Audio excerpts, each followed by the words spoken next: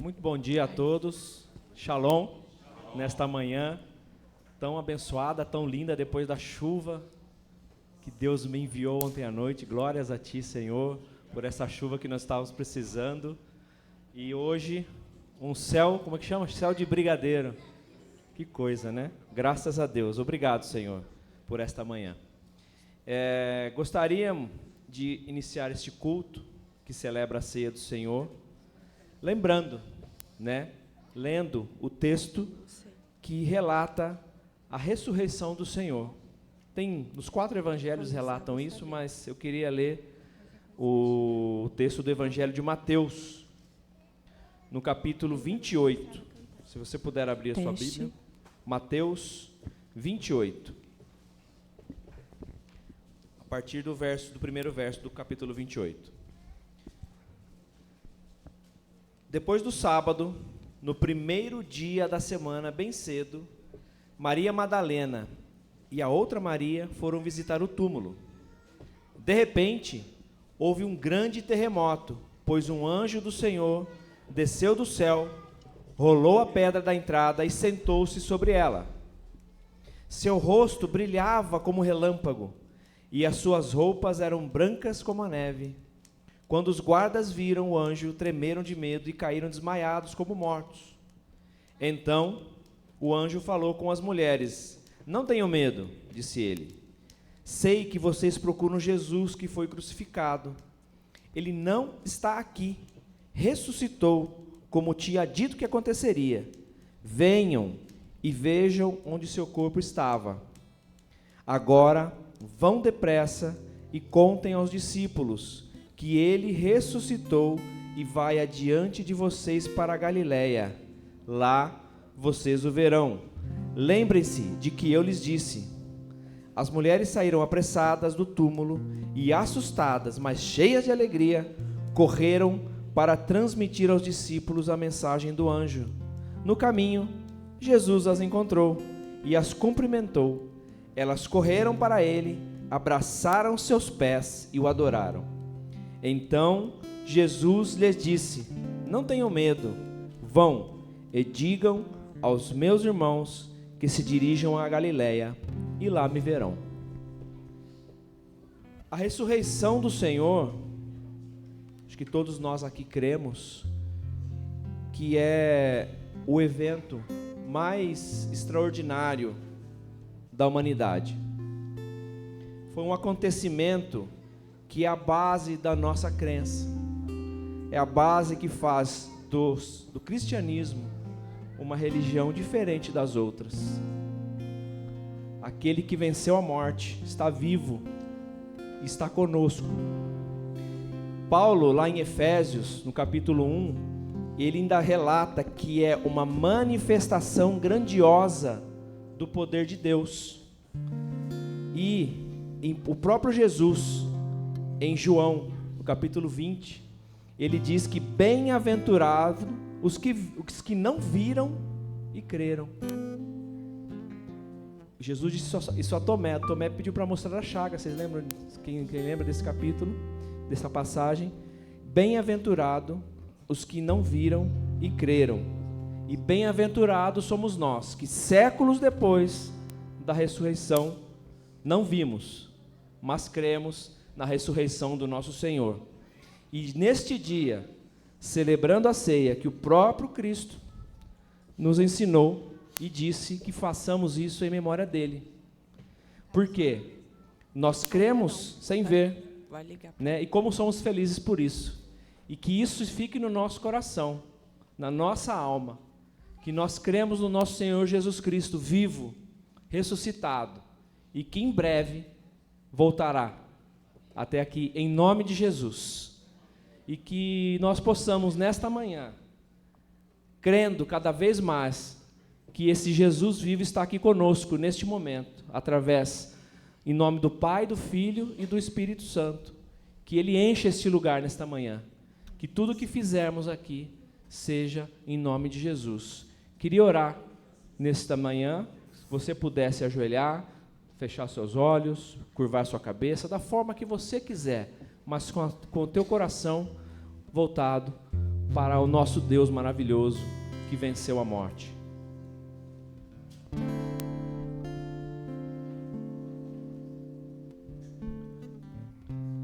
Pai querido e amado, obrigado, Senhor, por tão grande amor que nos alcançou até hoje, séculos depois de tão grandioso fato, e que o Senhor nos acompanha a cada dia de nossas vidas, não só aqui, neste momento em que dedicamos exclusivamente a Ti, mas fora daqui também do Teu templo, Pai, no nosso trabalho, na nossa vida em casa, dentro dos nossos lares, junto com os nossos amigos, com os nossos parentes, que nossos corações se alegrem a cada dia mais por isso, e que o Senhor possa nos fortalecer a cada dia mais. Obrigado, Senhor, obrigado, glórias a Ti.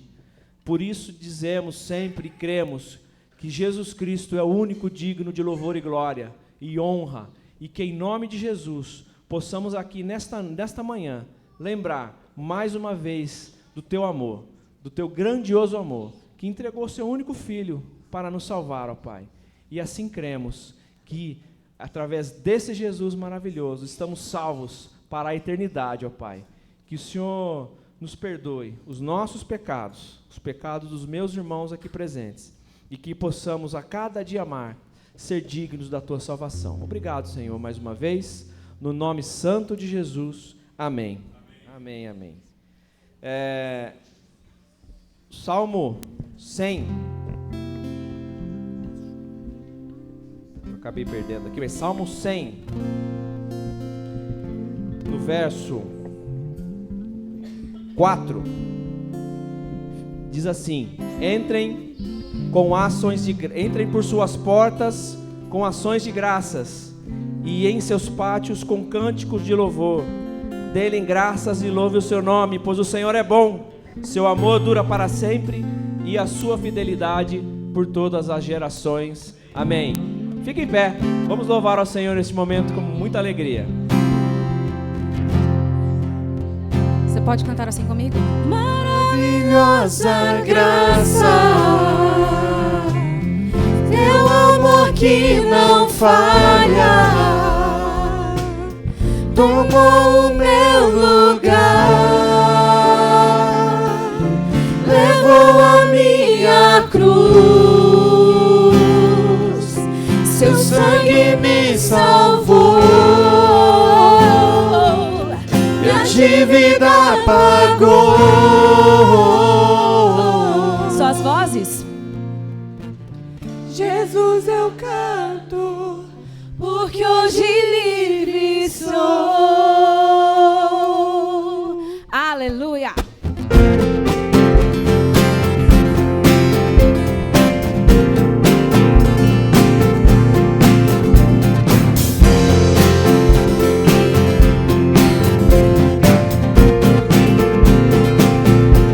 Quem tem poder? Quem tem poder sobre o pecado, o seu amor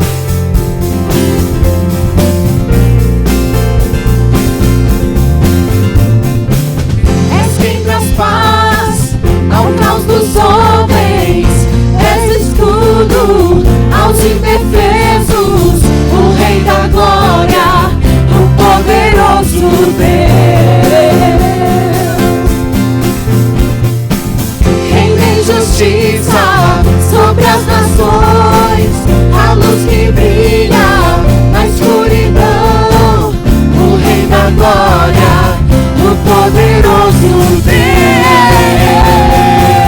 Maravilhosa graça, teu amor que não falha,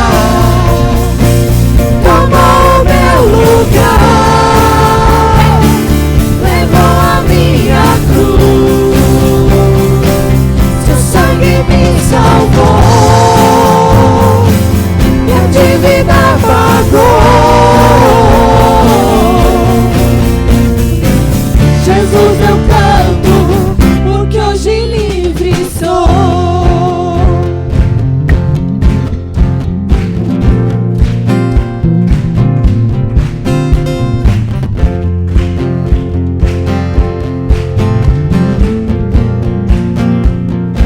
Nós cantamos digno. Digno é o Cordeiro de Deus, digno é o Cordeiro que a morte venceu, digno é o Cordeiro de Deus, digno é o Cordeiro que a morte venceu, digno é o Cordeiro de Deus, digno é o Cordeiro que a morte venceu, digno é o Cordeiro de Deus, digno é o Cordeiro. Maravilhosa graça, teu amor que não falha, tomou o meu lugar, levou a minha cruz, seu sangue me salvou, minha dívida pagou. Jesus, eu canto, maravilhosa graça, teu amor que não falha, tomou o meu lugar, levou a minha cruz, seu sangue me salvou, e a dívida pagou. Jesus, eu canto, porque hoje livre sou.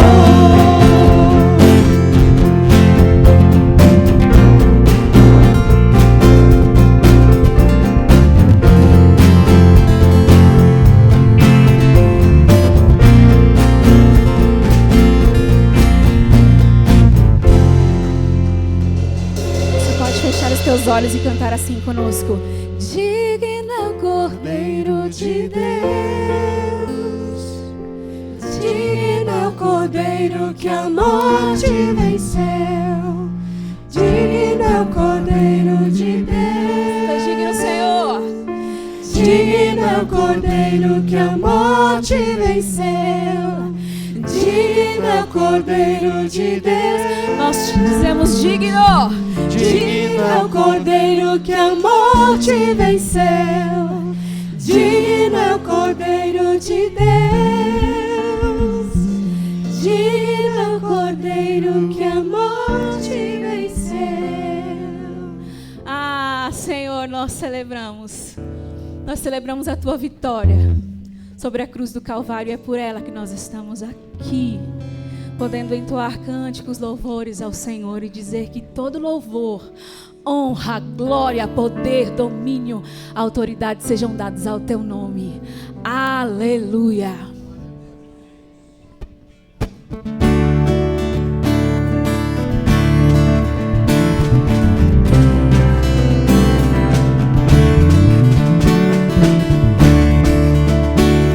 Ó, você pode bater palmas assim comigo, ó.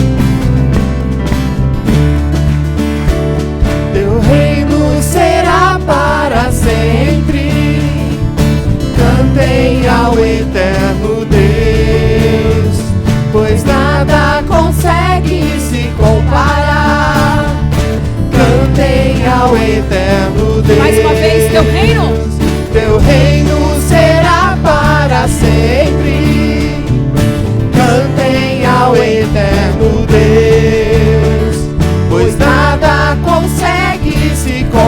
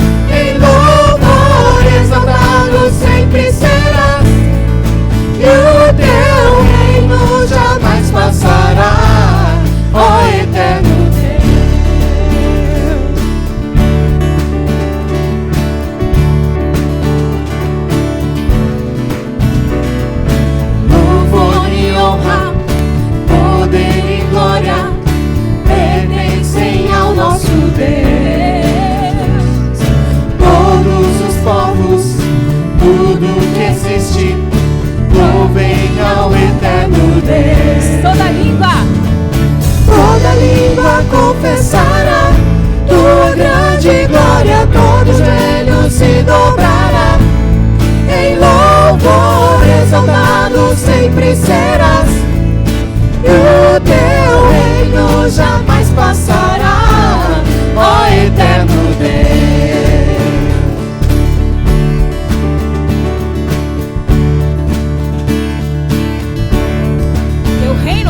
Teu reino será para sempre. Louvem ao eterno Deus, pois nada consegue se comparar. Louvem ao eterno Deus. Teu reino será para sempre.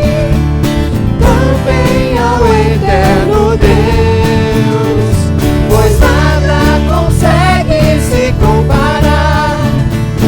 Cantem ao eterno Deus. Toda língua confessará tua grande glória, todo joelho se dobrará.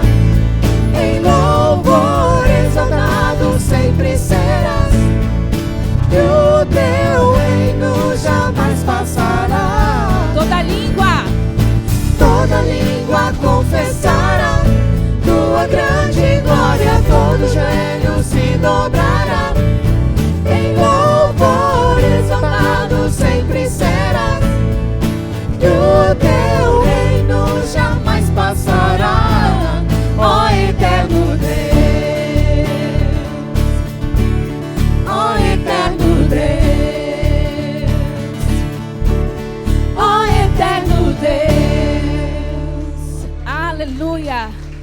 Nós celebramos ao Deus eterno em resposta ao seu amor, à sua salvação, à sua libertação sobre a nossa vida.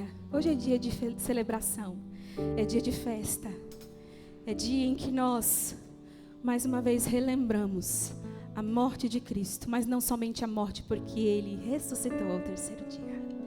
Ele está vivo. Ele está vivo e Ele está aqui no nosso meio. E em resposta, Senhor,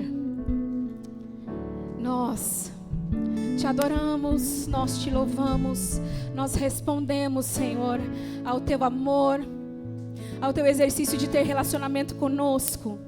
Ah, Senhor, um Deus tão majestoso, tão poderoso, ainda assim olha para nós, pecadores pequenos. Ai, não nos chama somente de servos, mas de amigos. Ah, Senhor, obrigada. Obrigada, Senhor. Aleluia.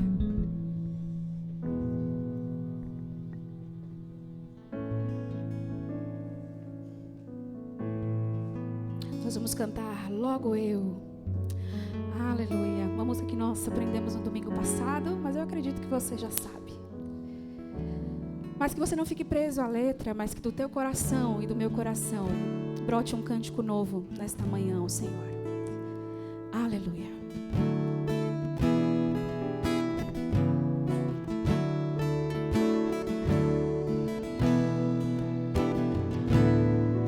Graça sobre graça? Graça sobre graça recebi, e da plenitude renasci. Quando atraído me encontrei no amor de Deus. Aleluia. Viva e poderosa. Viva e poderosa salvação, luz que me alcançou na escuridão. Todo meu pecado se apagou no amor de Deus. Logo eu,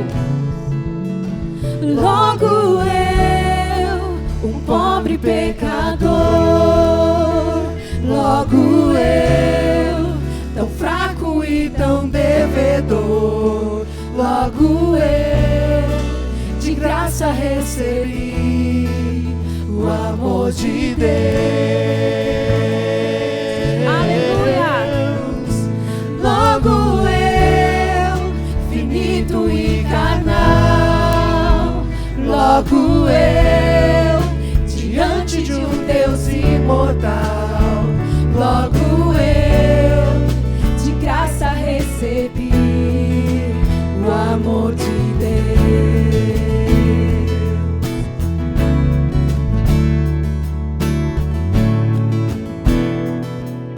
Mais uma vez, graça sobre graça. Graça sobre graça recebi, e da plenitude renasci. Quando atraído me encontrei no amor de Deus. Aleluia. Vive poderosa salvação, luz que me alcançou na escuridão. Todo meu pecado se apagou no amor de Deus. Nós cantamos, Senhor, logo eu, um pobre pecador. Logo eu, tão fraco e tão devedor. Logo eu, de graça recebi o amor de Deus. Logo eu, finito e carnal. Logo eu, diante de um Deus imortal.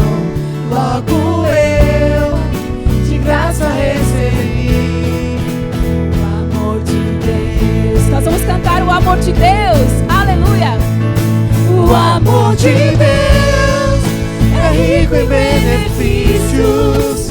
O amor de Deus não pede sacrifícios. Nos braços desse amor recebo o perdão comprado por Jesus. O amor de Deus é puro e consciente como as manhãs, é firme e constante, que se entregou na cruz e a morte derrotou. O amor de Jesus. Logo eu, um pobre pecador. Logo eu, tão fraco e tão devedor. Logo eu, de graça recebi o amor de Deus. Ainda só as vozes, logo eu. Finito e carnal. Logo eu, diante de um Deus imortal. Logo eu, de graça recebi o amor de Deus. Queria te dar um tempo para fechar os teus olhos e agradecer ao Senhor por tudo aquilo que você acabou de ganhar, por tudo aquilo que você acabou de cantar a Ele. Nós só temos o prazer de estar aqui essa manhã cantando porque Ele nos amou primeiro. E esse amor e esse favor nos alcançou. Queria te dar essa oportunidade, enquanto os instrumentos tocam, de agradecer ao Senhor, de orar e proferir palavras de gratidão a este Deus. Aleluia.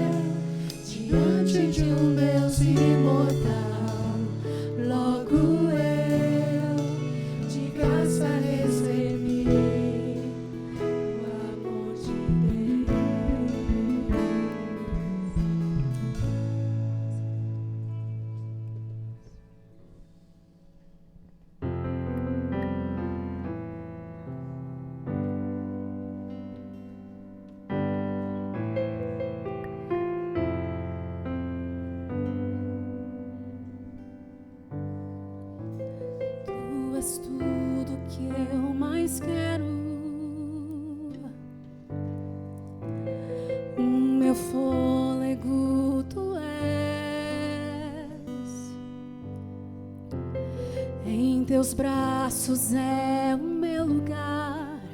Estou aqui, estou aqui. Pai, eu amo. Pai, eu amo sua presença. Teu sorriso é vida em mim. Eu seguro em tuas mãos. Confio em ti. Confio em ti. Quero ir mais fundo. Leva-me mais perto. Onde eu te encontro. No lugar secreto, aos teus pés me rendo, pois a tua glória quero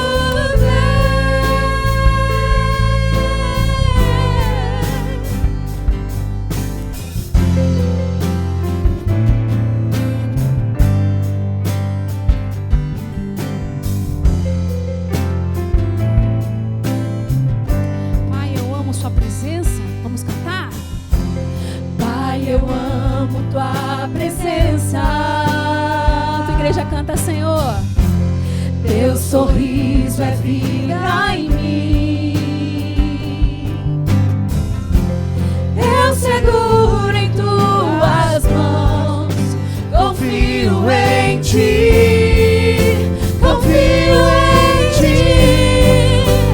Quero ir mais fundo. Leva-me mais perto, onde eu te encontro, no lugar secreto, aos teus pés me rendo, pois a tua glória quero ver. Tudo que eu mais quero, cante ao Senhor. Tudo que eu mais quero é te ver. Me envolva com tua glória e poder. Tua majestade é real. Tua voz ecoa em meu ser. Tudo que eu mais quero é te ver. Me envolva com tua glória e poder. Tua majestade é real. Tua voz ecoa em meu ser.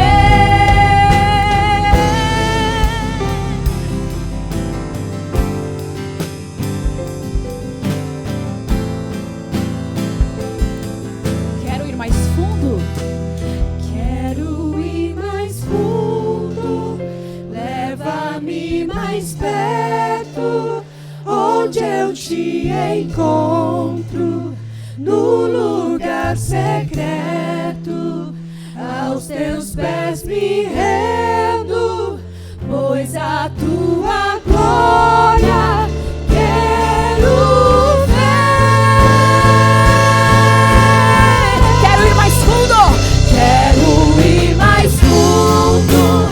Leva-me mais perto, onde eu te encontro, no lugar secreto, aos teus pés me rendo, pois a tua glória quero ver.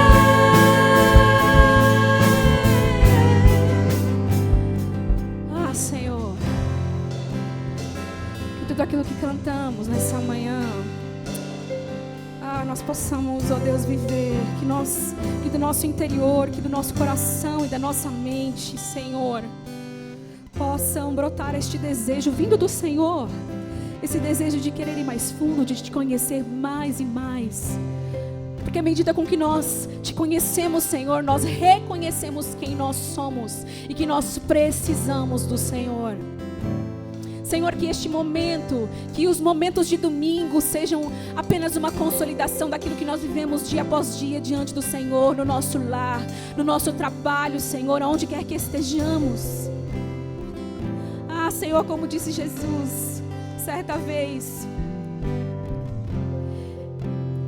tu, porém, quando entrares no teu quarto, fecha a porta, e o teu Pai que te vê em secreto te recompensará.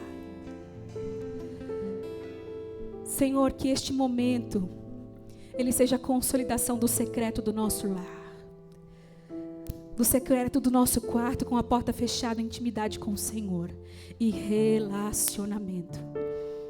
E que através desse relacionamento, Senhor, a Tua glória seja vista em nós e através de nós, em nome de Jesus.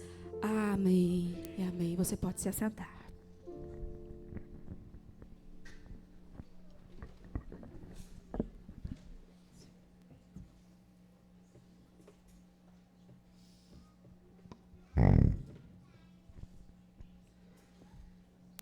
Este é o momento que nós praticamos a nossa fidelidade diante do altar do Senhor, que nós possamos praticar aquilo que nós cantamos agora, né? Entender plenamente o que diz, né? Logo eu, de graça recebi o amor de Deus. Logo eu, finito e carnal. Logo eu, o pobre pecador. E Deus nos deu este grande amor. E Deus nos deu a ressurreição do nosso Senhor.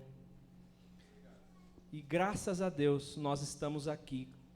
Graças a Deus nós podemos estar aqui neste lugar, neste templo dedicado ao Senhor, com alegria.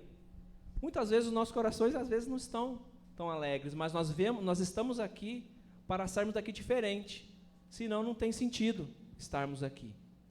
Nós estamos aqui para nos alimentar da palavra do Senhor, dos louvores, para elevar as nossas mentes ao Senhor, os nossos corações, a nossa alma ao Senhor, senão não tem sentido. E de que forma? Né? É um mandamento entregar o seu dízimo e oferta, mas é um gesto de fidelidade, de alegria, de gratidão ao Senhor, neste momento. Então, sai do seu lugar nesse momento, venha até o altar do Senhor, com gratidão, com alegria, com fidelidade, que eu tenho certeza, não por este gesto de entregar alguma coisa material aqui, mas pelo teu coração, pela tua alegria, a fidelidade do teu coração, a sua vida será abençoada, no nome do Senhor Jesus. Queria convidar os irmãos do conselho aqui, por gentileza.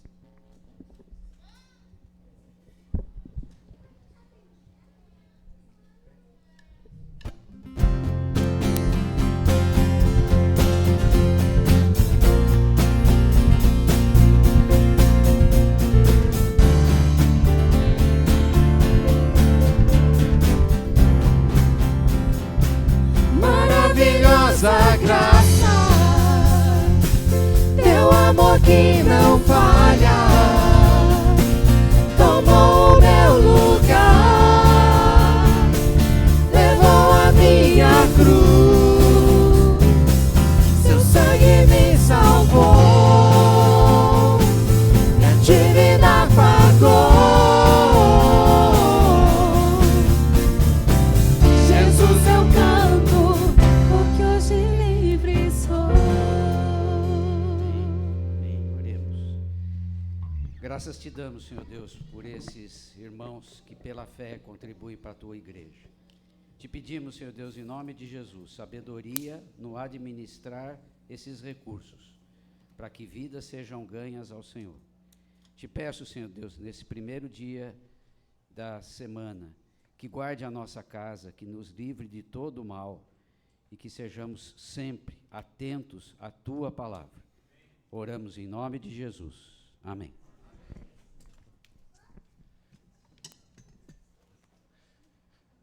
Amém. Shalom, irmãos.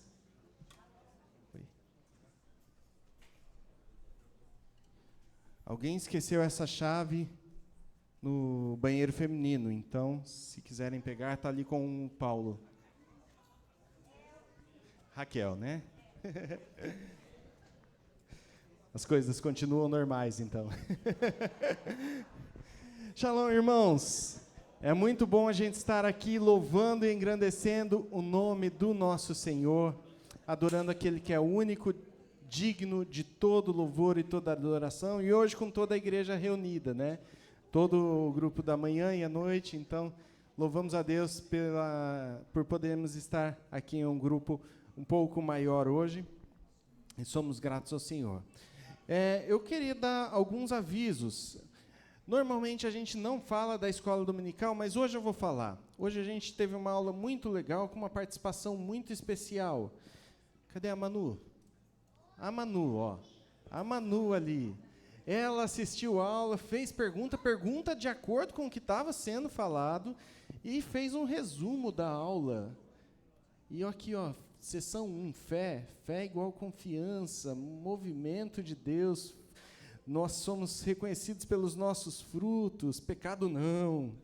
Então, irmãos, participem, tem sido uma bênção. A Manu hoje participou com a gente, mas todos que têm participado têm gostado muito. Então, participem da Escola Dominical. Próxima quarta-feira nós temos reunião de oração. Primeira quarta-feira do mês, reunião de oração aqui na igreja, às 7h30. Então, não tem problema, porque na quinta-feira é feriado. Então, você pode vir, a gente faz até uma vigília aqui, e aí você pode ir para casa descansar na quinta-feira. Então, quarta-feira, 7h30, reunião de oração aqui na igreja. Vou chamar o presbítero Medeiros, que vai dar um aviso, e depois a Evelyn, que vai dar outro aviso. Aí está na tela, irmãos, nós estamos celebrando o mês de missões através da Junta Missionária Nacional, Junta de Missões da Igreja Presbiteriana Independente, que, a propósito, é uma velhinha de 164 anos. A Igreja Presbiteriana do Brasil está celebrando 164 anos. Velhinha, né, de 164, feminino, né? Mas está forte, está firme e forte, né? A Junta de Missões Nacionais tem 182 campos no Brasil. Há um sem número de cidades no Brasil sem uma igreja presbiteriana. Sem número. Incontável. 82 são campos diretos da Junta de Missões Nacionais e 100 campos são parcerias com presbitérios e igreja. Mas esse aviso eu estou dando porque nosso momento missionário é no segundo domingo do mês. Segundo domingo, domingo que vem, dia 10. Dia 10 eu vou precisar das crianças aqui na frente comigo. Vai ter uma surpresa, e eu vou precisar das crianças. Manu, cadê essa turminha? Isabel, os Gabriéis. Tá aí, ó. Domingo, Manu, domingo, viu?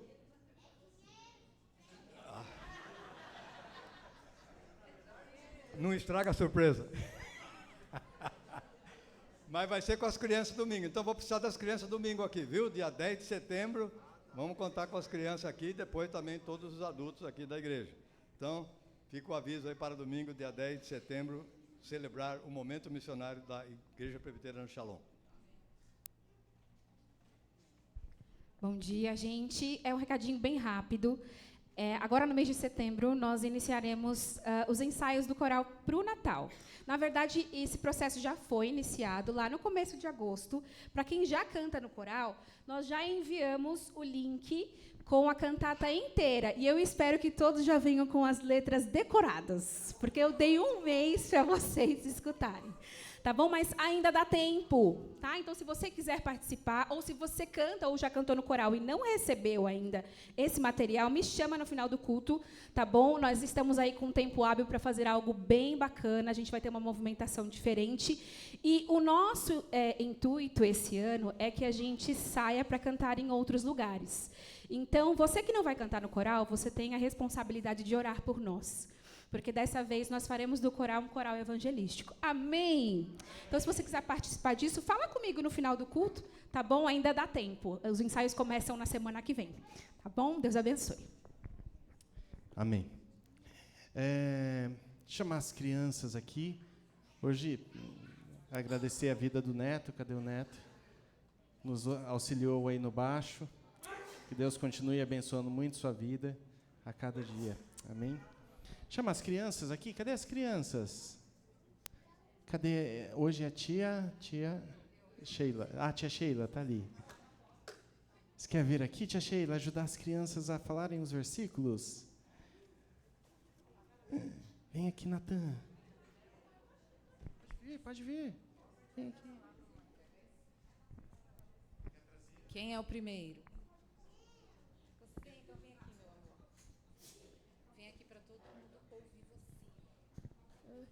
Tudo posso naquele que me fortalece. Filipenses 4:13.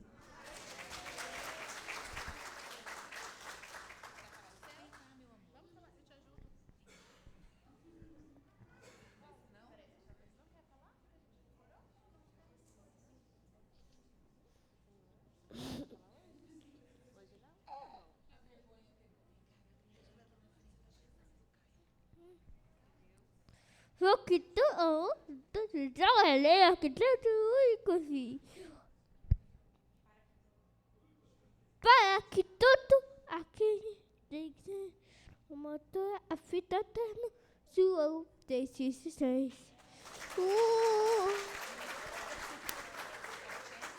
Tem versículo? Quer tentar? Tem versículo? Tem mais alguém? Não. Então vamos agradecer. Manu?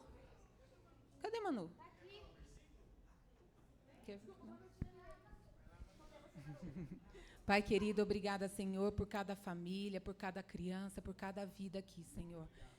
Que elas escutem a Tua palavra, Pai, e que a Tua palavra, Senhor, crie raízes nos coraçõezinhos delas, Pai. Tu és nosso Deus, obrigada, Senhor. Me usa, Pai, em nome de Jesus. Amém.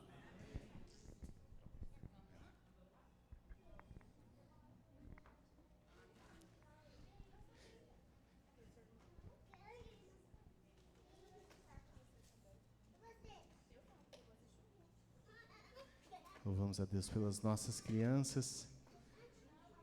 Quero pedir ao pastor David que venha aqui à frente.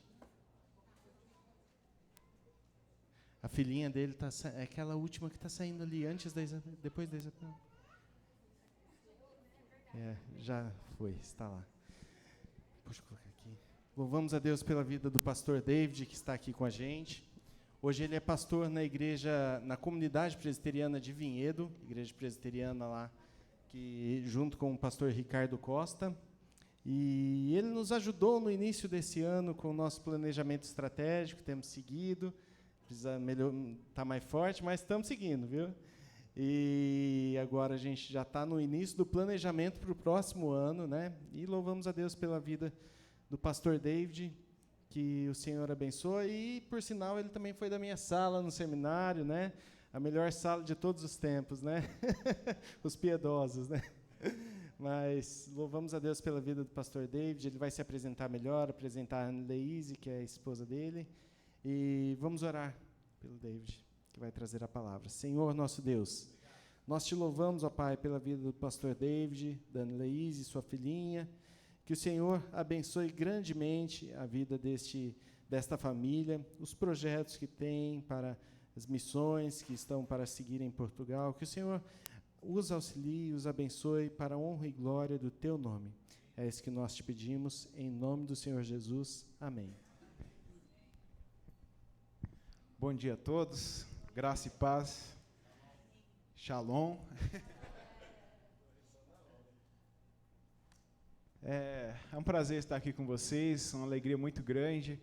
Eu acho que quando a gente faz parte de uma igreja, é interessante a gente ouvir de quem está visitando, né, o que a pessoa sente. Eu acho que, normalmente, as pessoas não falam isso para vocês, mas eu vou falar. Eu me senti acolhido, me senti em casa, me senti em família aqui, louvando a Deus junto com vocês, momento de alegria, de celebração. Isso é muito bom, que Deus continue abençoando vocês. Eu sempre ouvi falar bem dessa igreja, né, através de amigos que serviram aqui como seminaristas, através do pastor Ricardo, que hoje é pastor aqui, e o pastor Noedi também. A gente teve a oportunidade já de almoçar juntos. Então, fico muito feliz mesmo de estar aqui com vocês e de adorar o Senhor com vocês. Como o Ricardo já falou, né, a gente dividiu aí 4 anos de seminário, que a gente caminhou junto, fizemos algumas viagens juntos na época de seminarista para Itajubá, sul de Minas. Eles serviram lá como seminarista. Às vezes eu vinha orando, porque ele vinha dormindo no carro. A Ivy não está aqui, mas ela é uma mulher de fé, viu? Mas, graças a Deus, o Senhor sempre nos livrou, sempre nos guardou, né, nas nossas viagens. E é um prazer, irmãos, estar aqui. A minha esposa é aquela que está ali, ó, saindo, é a Anne, a Aimee, nossa filhinha, E estamos, com a graça de Deus, também esperando mais um. A gente não sabe ainda se é menino, se é menina. E é milagre, né? A minha esposa tem uma doença que chama trombofilia, não sei, talvez alguns já ouviram falar, e ela impede que o sangue normalmente coagula mais fácil e impede que os nutrientes cheguem ao feto. Em consequência disso, nós já perdemos 2 vezes, né? Já tivemos, antes da EMEI, a gente perdeu 2 gravidez. Aí nós descobrimos isso com a graça de Deus e depois de descoberto isso, Deus foi provendo meios para que a gente pudesse cuidar também, né, da saúde da minha esposa e assim as crianças também nascessem. Então a gente está esperando o segundo. Quando a gente ficou sabendo da gravidez, ela teve um diagnóstico preocupante, porque havia um coágulo, um hematoma, um coágulo no útero, e isso aconteceu nas 2 vezes que a gente perdeu. Então nosso coração ficou apreensivo, a gente já ficou com aquele sentimento, meu Deus, será que de novo a gente vai perder uma gravidez? E aí a gente começou a orar, seguir os procedimentos médicos, e ela se recuperou. A gente fez o último ultrassom agora, e não tinha nada. Para honra e glória do Senhor, o útero dela está perfeito, o neném está se desenvolvendo bem, com saúde, e a gente está muito feliz com isso, né? A gente está feliz porque Deus realmente estendeu a mão. Eu queria compartilhar com vocês, antes de nós entrarmos propriamente na mensagem, algo da minha vida, algo bem particular da minha vida, da vida da minha esposa, da nossa família. Eu nasci num lar evangélico, cresci num lar evangélico, meus pais sempre estiveram servindo ao Senhor, num ministério talvez meio maluco, assim, né? Horas na missão, outras horas servindo a Deus, igrejas locais no Brasil, em trabalhos de revitalização, e algumas vezes igrejas que estavam a ponto de morrer, em outros momentos plantando igrejas no Brasil e fora do Brasil, e eu cresci nesse ambiente. E eu sempre fugi do meu chamado. Eu sabia que Deus tinha me chamado para o ministério, mas eu sempre fugia e falava, eu não quero saber desse negócio, não. Isso aí não é comigo. E eu tentava achar meus caminhos, mas o Senhor é muito bondoso, misericordioso, e Ele sempre nos encontra com esse amor e essa graça, e um dia Ele me cercou com esse amor, essa graça, e Ele foi me conduzindo para entender que a melhor coisa que a gente pode fazer na nossa vida é atender o chamado dEle. E foi um processo longo, um processo aí de mais de 7 anos, de caminhada até eu entender isso e dizer, ok, Senhor, eu estou aqui, usa-me então no Teu reino, eu quero pregar o Evangelho.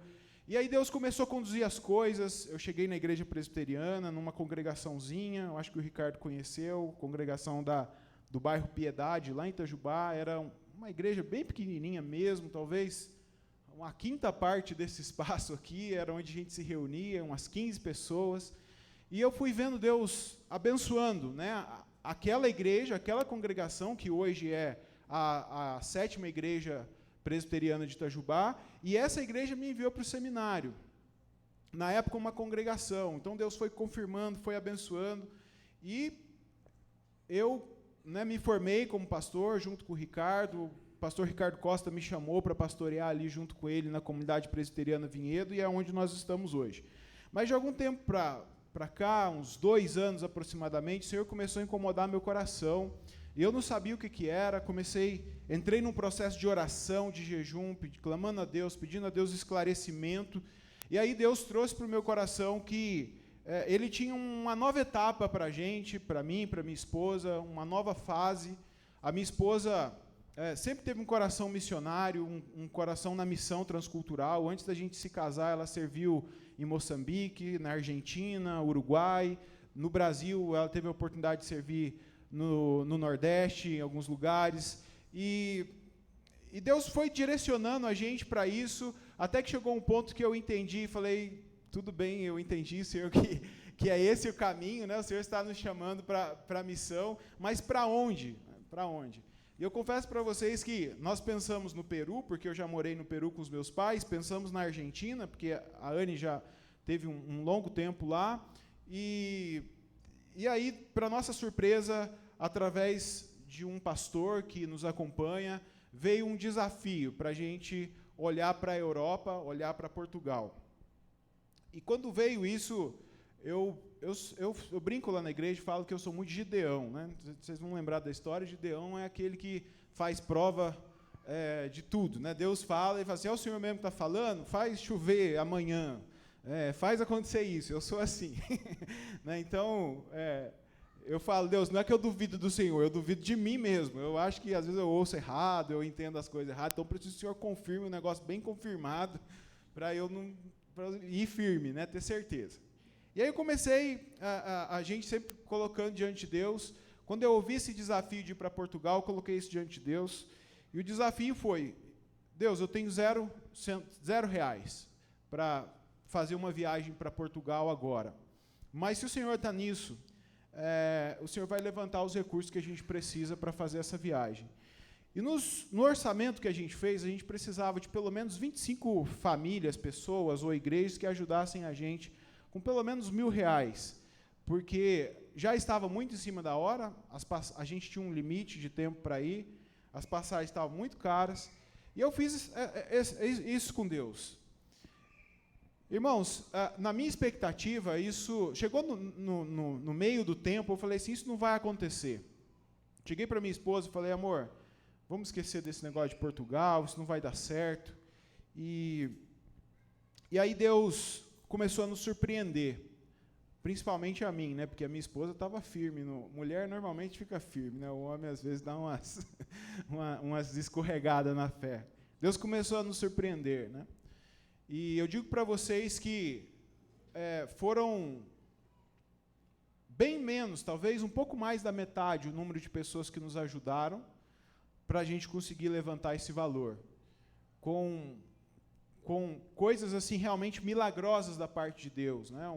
Por exemplo, uma moça estava desempregada e ela falou: Deus, ela recebeu o nosso projeto, nem fui eu que mandei o projeto para ela, da viagem, ela recebeu através da irmã dela, sem contar para a gente. Ela fez uma oração, falou: se o Senhor está abençoando a vida do David, da Anne, da Imei, quer levar eles para Portugal, então peço que o Senhor abra uma porta de trabalho para mim. Já fazia 2 anos que ela estava desempregada, e na mesma semana Deus abriu uma porta de trabalho excelente para ela, e essa irmã nos abençoou. Então são histórias assim, eu não vou contar todas, porque senão, né, o tempo aqui vai esgotar. Mas por que eu estou compartilhando isso para vocês? A gente foi a Portugal, e aí quando chegou lá, tem 2 coisas que eu quero contar para vocês. Uma é uma história que eu ouvi da esposa de um colega que está lá, um colega missionário, pastor. E ele contou que a esposa dele estava junto. Ela falou assim: pastor, a última coisa na minha vida que eu queria fazer era sair do Brasil. Quando eu casei com meu esposo, eu falei: olha, eu entendo que você é pastor e eu estou disposta a servir com você em qualquer lugar do Brasil, mas fora do Brasil eu não vou. E o último lugar da minha vida, se eu fosse também sair do Brasil, é a África. Eu não quero ir para a África de jeito nenhum. E o pastor, né, esse colega meu, eles estão em Portugal agora, ele falava para ela: mas o meu sonho é ir para a África, ser missionário na África. Então, imagina, né, já casaram aí com um conflito para ser resolvido. E nesse processo deles de entendimento, ele conseguiu convencer ela a ir em uma viagem missionária de curto prazo para a África, um país da África, e ela foi junto com algumas amigas, e ficaram lá 1 semana, e no retorno o avião fazia uma escala em Portugal. Eles tiveram que ficar 3 dias em Portugal, e essas irmãs então foram num culto, era final de semana, elas foram numa igreja. E chegando naquela igreja, no final do culto, quando o culto estava acabando, uma senhora portuguesa fez uma oração, e a oração dela era a seguinte: Senhor, eu sei que a África precisa muito de missionários, eu sei disso, mas o meu povo está morrendo sem te conhecer. A gente também precisa de missionários. E essa oração mexeu com essa mulher. E ela voltou para o Brasil, são quase 10 horas de voo, isso não saía da cabeça dela. Ela não contou isso para o esposo dela, ela demorou um tempo para contar, e aí depois ela chegou para ele, depois de alguns dias, e falou: olha, eu tenho 2 notícias para te dar, uma boa e uma ruim. A boa notícia é que finalmente o Senhor tocou meu coração, e eu estou disposta a sair para fora do Brasil e a gente viver a missão para a glória do Senhor. E ele falou, e qual que é a má notícia? Ele falou, a má notícia é que não é para a África, é para Portugal. E ele, a última coisa que ele queria era ir para a Europa. Mas eles entraram num processo de preparo, Deus abençoou, eles são missionários da PMT, estão na cidade de Braga, já há quase 2 anos, eles estão plantando uma igreja lá, tive a oportunidade de estar com eles, e é incrível ver como que Deus está abençoando eles. A outra história que eu quero contar para vocês, bem rápido, é de um português que não era evangélico, não era cristão, e que foi trabalhar num país do Oriente Médio, e esse homem, ele é engenheiro civil, a gente chama ele de Nuno, né, eu conheci ele, todo mundo chama ele de Nuno, e o Nuno foi trabalhar nesse país como engenheiro civil. Passou um certo tempo, o trabalho dele foi reconhecido, e ele foi contratado pelo governo como fiscal de obras, né, ele fiscalizava para o governo as obras de empreiteiras, de empresas. E aí, um certo dia, ele me contando isso, ele falou assim, olha, eu conheço já, por estar há muitos anos nesse ramo, eu conheço todos os esquemas de corrupção, eu sei quando tem, fugiu a palavra aqui, quando há um faturamento maior, quando há desvio de superfaturamento, quando há um desvio de dinheiro, alguma coisa, a gente sabe, né, são ossos do ofício. E aí ele estava contando isso e ele falou que, como fiscal, ele recebia ali as notas, todo o relatório das obras, e chegou um dia para ele uma obra que, quando ele começou a olhar os documentos, ele percebeu que tinha algo errado, tinha corrupção no meio, e era muito dinheiro envolvido. E pela primeira vez, esse homem não era cristão, tá? Esse homem, pela primeira vez, sentiu um incômodo no coração dele, e alguma coisa, ele falou assim, eu senti como se alguma coisa estivesse gritando dentro de mim, que eu não tinha que aprovar aquele trabalho. E eu sabia que, se eu não aprovasse, eu ia ser mandado embora. E aí ele tomou a decisão, falou para aquele homem que estava na frente dele, falou, olha, eu não posso assinar isso aqui, eu preciso levar isso aqui para os meus superiores. E aí ele pegou todos aqueles documentos, pegou a pasta e levou para o superior dele, se não me engano era secretário, um secretário do governo, alguma coisa assim, alguém de um alto escalão ali. E quando ele chegou para relatar para o superior dele, ele falou, olha, essa obra está superfaturada, não posso assinar, dá uma olhada nisso aqui. O homem nem abriu a pasta, ele só cruzou as mãos em cima da pasta e falou para ele, era para você ter assinado, porque eu ia receber uma parte disso. E demitiu ele, mandou ele embora. E ele chegou em casa, e aí, pela primeira vez, ele fez uma oração e falou, Senhor, eu sei que foi você, Deus, né, que falou comigo. E eu preciso de uma direção para a minha vida agora.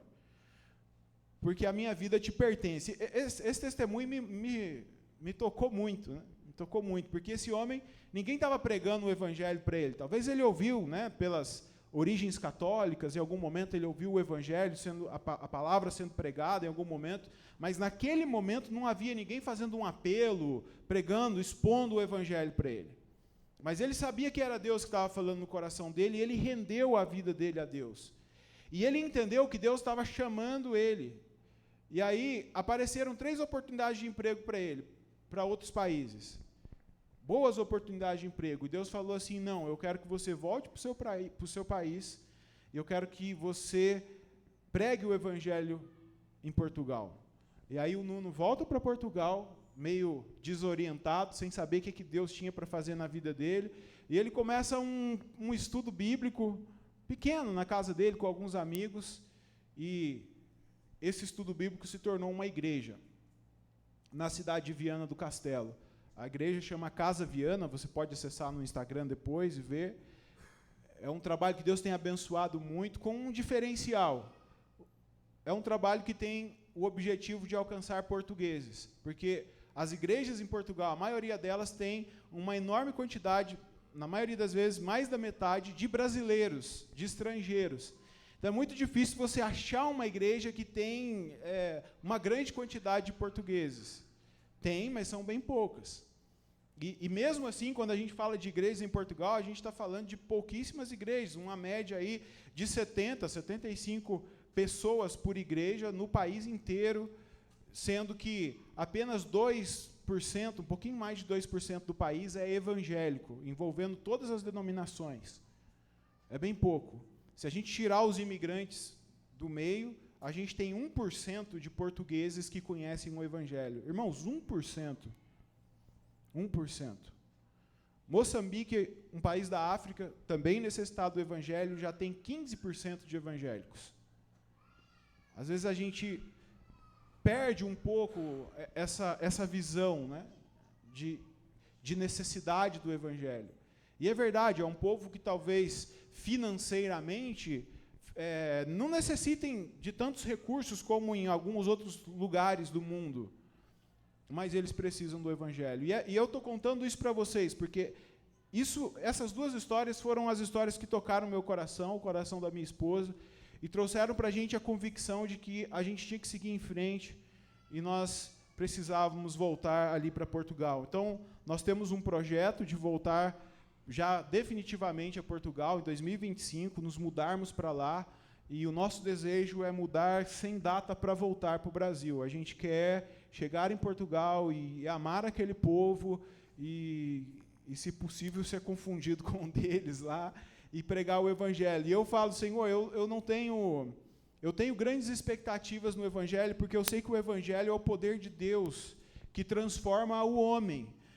E eu falo, o que eu quero é que aquela nação seja impactada com o poder do Senhor. Eu estou vendo que o Senhor está fazendo coisas ali, levando pessoas para Portugal, e eu quero que esse número mude, sabe? Esse 2% de evangélicos, eu quero que mude, não só para evangélicos, mas discípulos de Jesus. Então, o principal objetivo nosso é trabalhar com uma geração mais nova, abaixo de 30 anos. A gente quer alcançar essa geração para que a história do país mude e a gente tenha discípulos de Jesus. E eu falo, não precisa ser muitos, né? Se a gente conseguir alcançar pelo menos uns 5 portugueses, talvez até menos, mas que Deus use depois para sair pelo país pregando o evangelho, amém. Jesus fez isso com 12, né? E olha o mundo como está.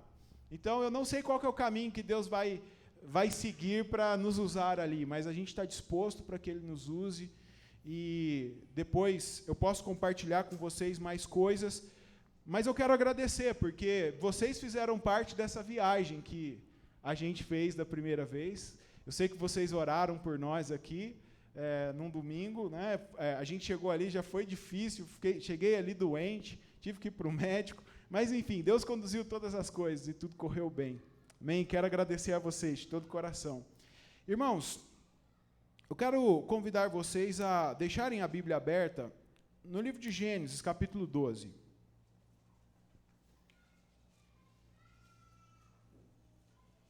Eu não sei do meu horário aí, Ricardo, qualquer coisa você levanta a mão.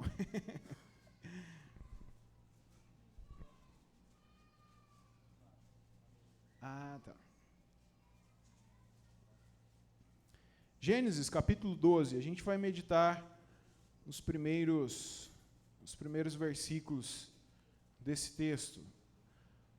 A vida desse grande homem. Deixe sua Bíblia aberta aí um pouquinho. Nós vivemos em um mundo que é marcado pelo pecado. Você vive em um mundo marcado pelo pecado.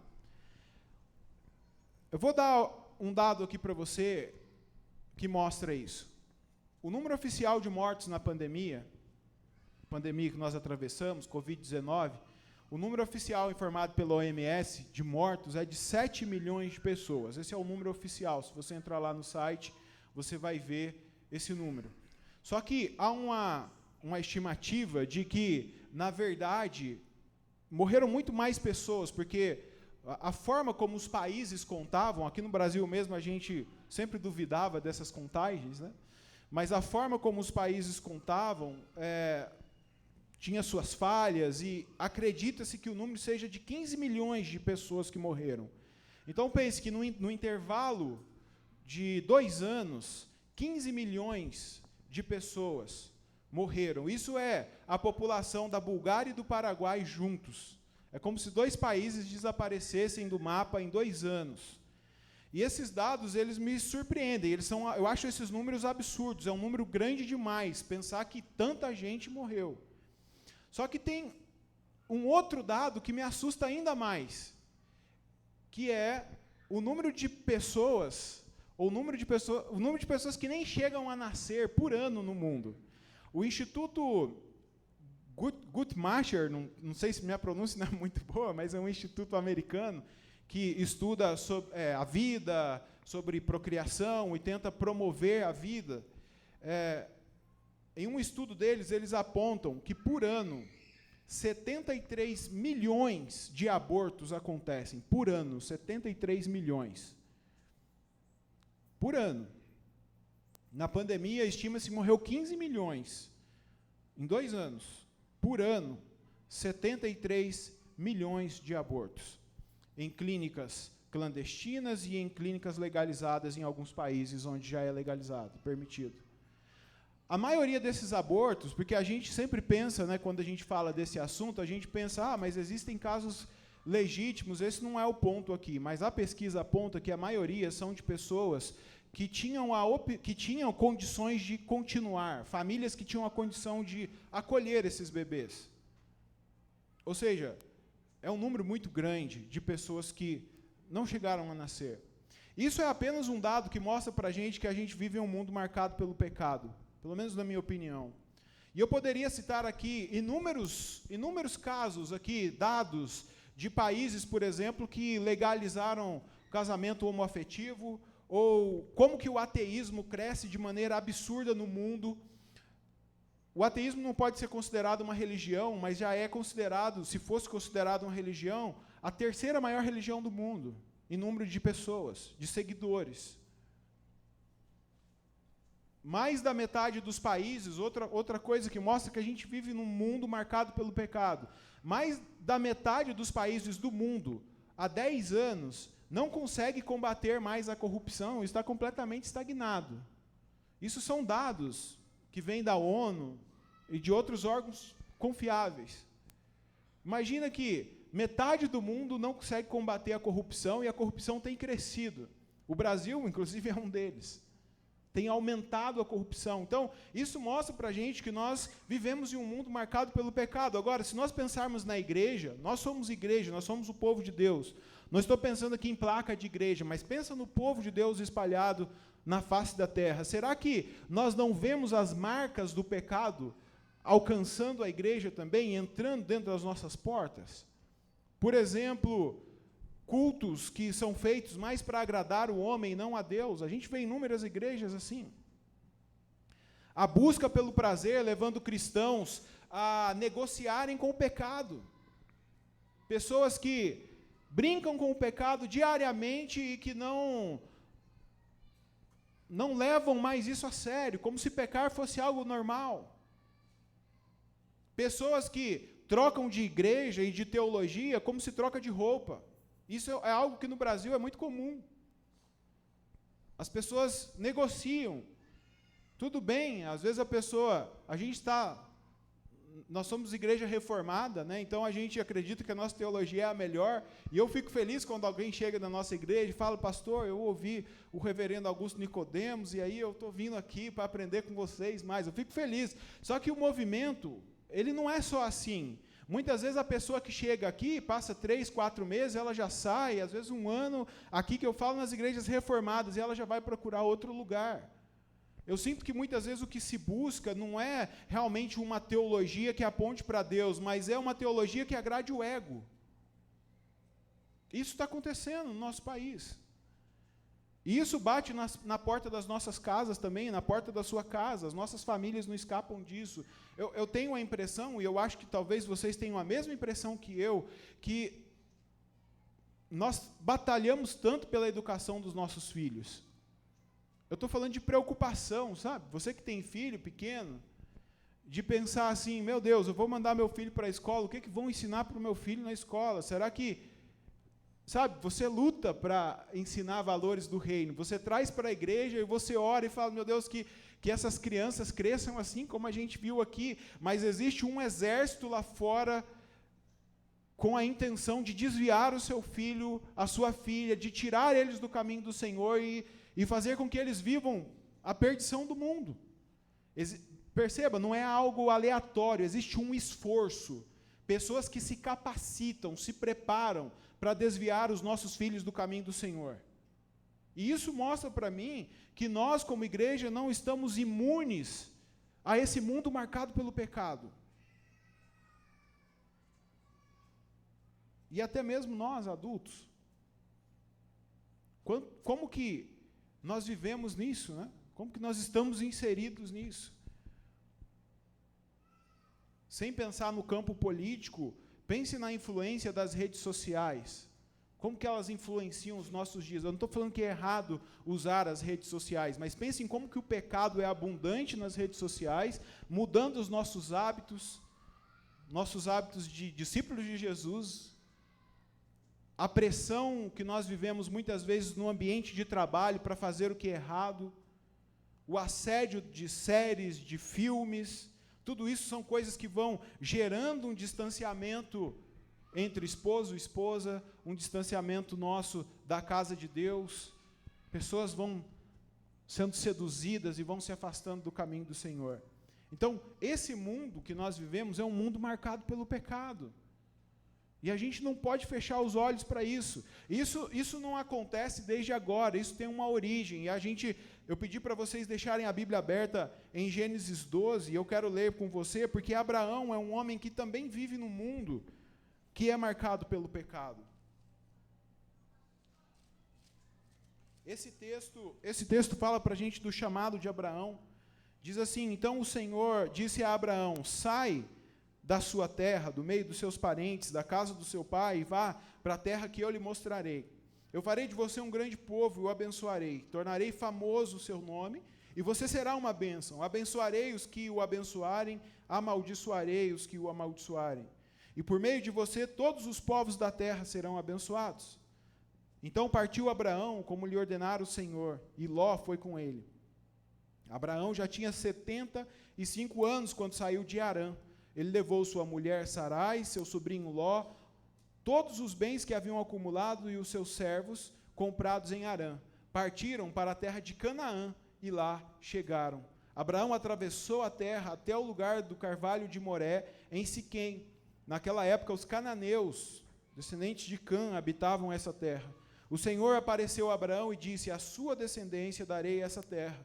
Abraão construiu ali um altar dedicado ao Senhor, que lhe havia aparecido, e dali prosseguiu em direção às colinas a leste de Betel, onde armou acampamento, tendo Betel a oeste e Ai a leste. Construiu ali um altar dedicado ao Senhor, invocou o nome do Senhor, e depois partiu e prosseguiu em direção ao Neguebe. Abraão é um homem que vive num contexto marcado pelo pecado também. O que mostra isso para a gente? Me permita fazer um rápido panorama com você dos capítulos anteriores a Gênesis 12. Gênesis 1 e 2, Deus cria o universo, Deus cria todas as coisas, e a criação de Deus é boa e perfeita. Se você lembrar aí na sua cabeça, Deus, todo dia, depois que Ele cria algo, Ele fala: isso é bom. Depois que Ele criou todas as coisas, Ele olha para tudo como um artista que dá um passo para trás, e olha a sua obra e ele diz: isso ficou muito bom. Então a criação de Deus é boa e perfeita. Mas logo no capítulo 3, a gente vê que o primeiro casal, a primeira família, a família do começo, rompe o relacionamento com Deus. Eles se rebelam contra Deus. E o pecado então começa a marcar a humanidade a partir daí. Eles são expulsos da presença do Senhor. E não demora muito para que essa marca do pecado comece a alcançar essa família, porque quando Deus fala que a consequência do pecado deles seria a morte, eu acho que eles não imaginavam que eles iam colher essa consequência tão cedo. Capítulo 4 conta para a gente que Caim mata Abel. Veja, eles não viveram a morte como às vezes a gente imagina, né? Um dia eles vão morrer. Eles lidaram com o luto. Isso não existia, não era para existir. Agora, imagina uma família que nunca lidou com a morte, não sabe o que é perder alguém, vê uma tragédia dessa, onde um irmão mata o outro.